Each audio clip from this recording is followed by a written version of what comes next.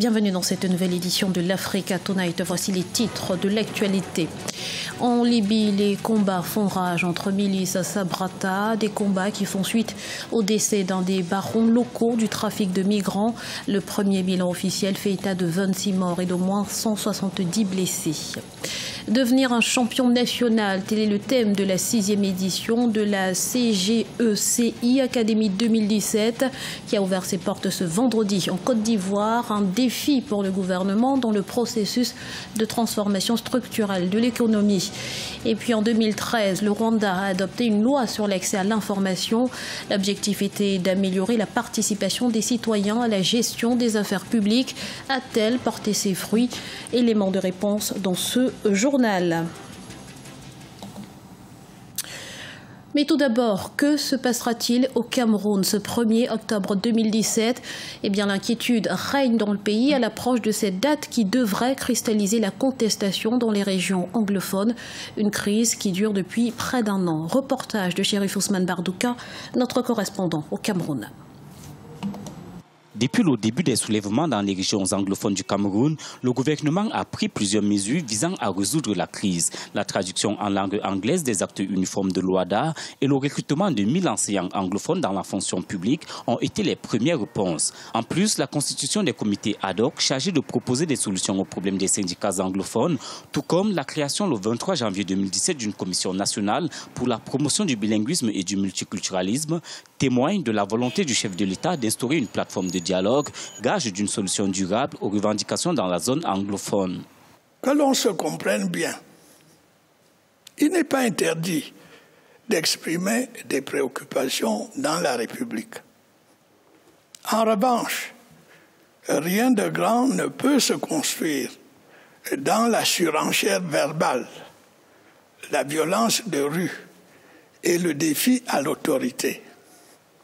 Seul le dialogue serein permet de trouver et d'apporter des solutions durables aux problèmes.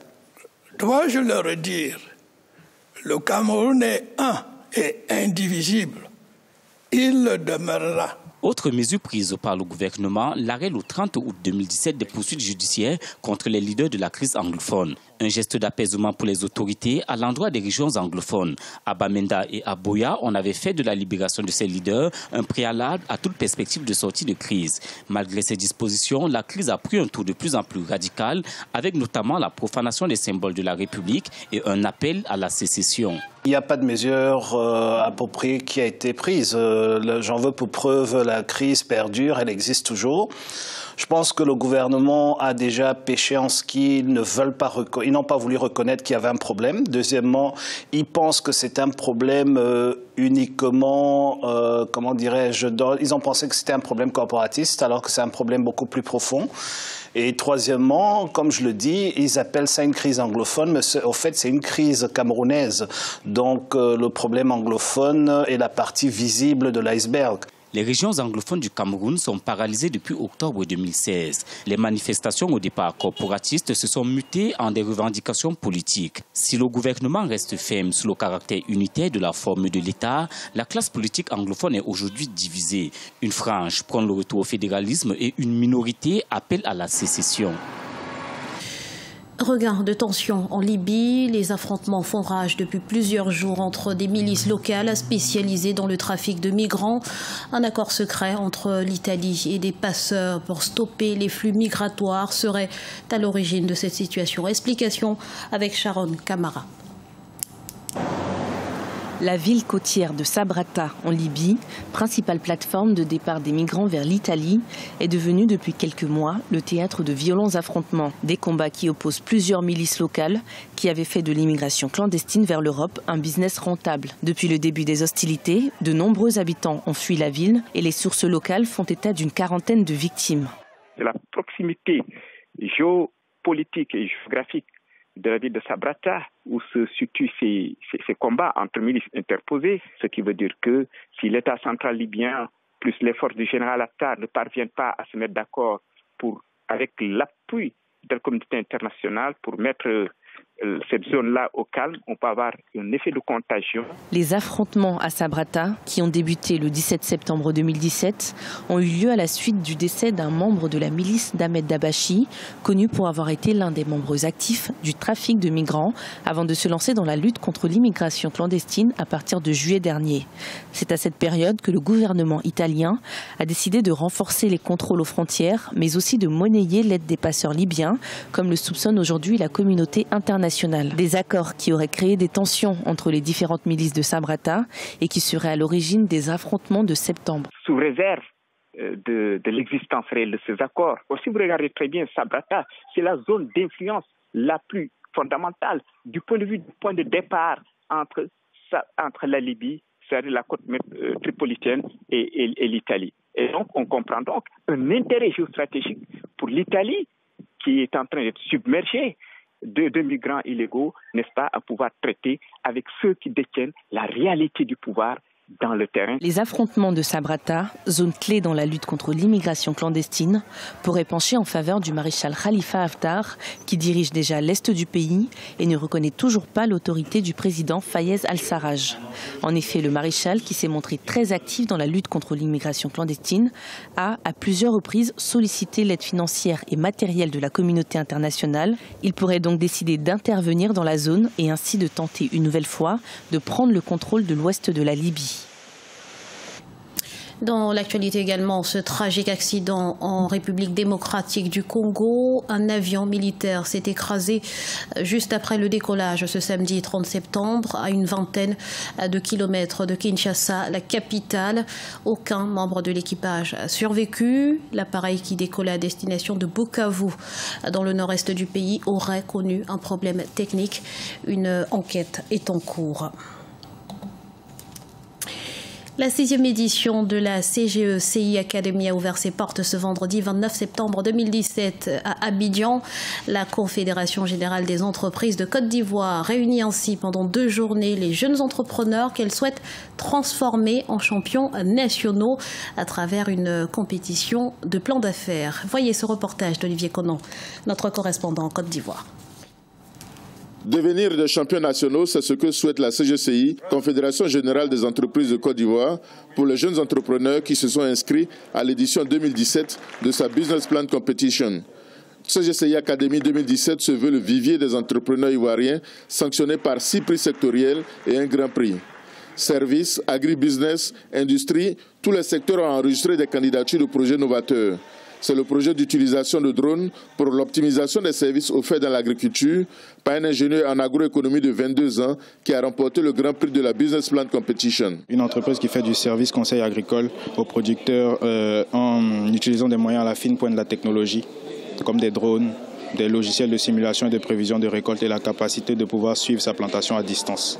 L'agriculture de demain sera une agriculture plus précise, où il va falloir gaspiller moins d'intrants, gaspiller moins de produits phyto pour pouvoir être plus efficace. Parce que les entreprises dépensent énormément et finalement font des pertes parce qu'ils n'arrivent pas à bien cibler, en fait, à traiter précisément leurs parcelles. Les organisateurs ont déploré la faible participation de la gente féminine. Cependant, 10 des 30 gagnants sont de jeunes filles entreprenantes qui souhaitent que leur succès serve d'exemple aux autres. Cela est dû à la succession d'un dur travail et de plusieurs échecs aussi. Et je lance comme ça un appel à toute la jeunesse, surtout aux femmes. Le travail paye, de ne jamais se décourager et de toujours croire et avoir ce prix aujourd'hui.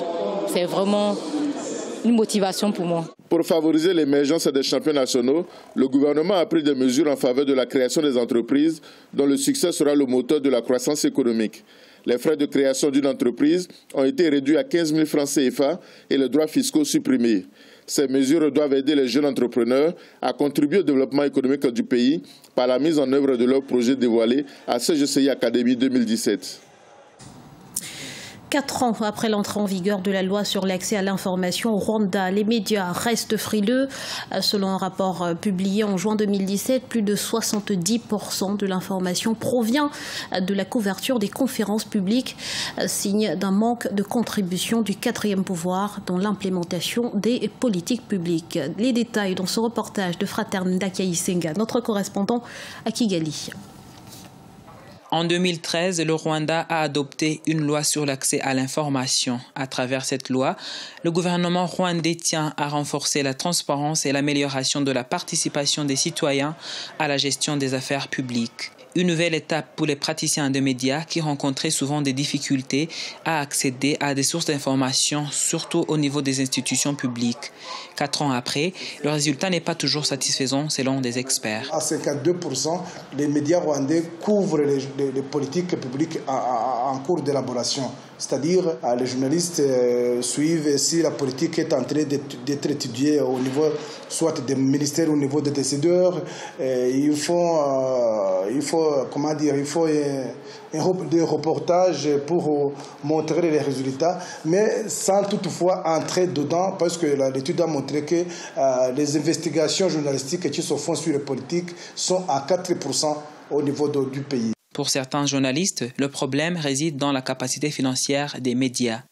La presse désigne le quatrième pouvoir, donc nous avons une très grande responsabilité d'informer la population. Mais comment pouvons-nous le faire si on n'est pas nous-mêmes informés?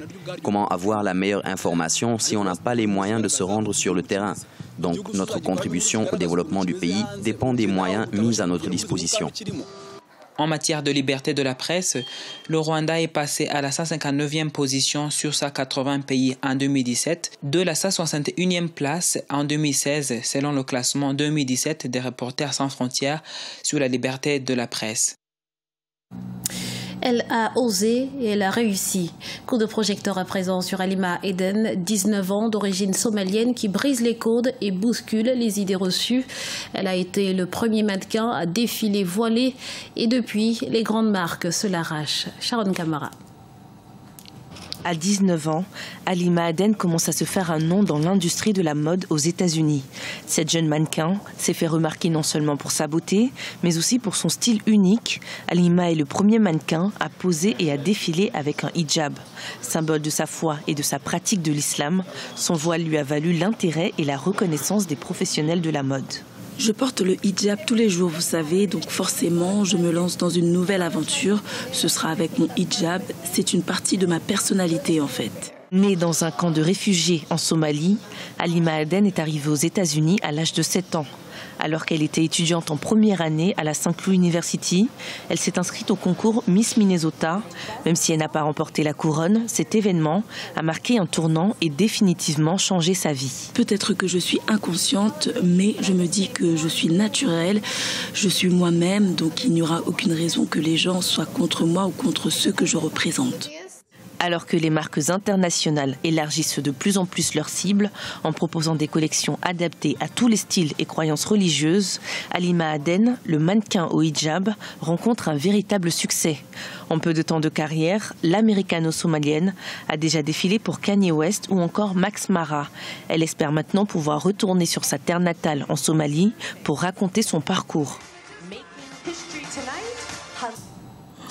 Ce journal a été réalisé par l'ensemble de la rédaction. Merci pour votre fidélité. Dans un instant, une nouvelle édition de l'actualité sur Africa 24.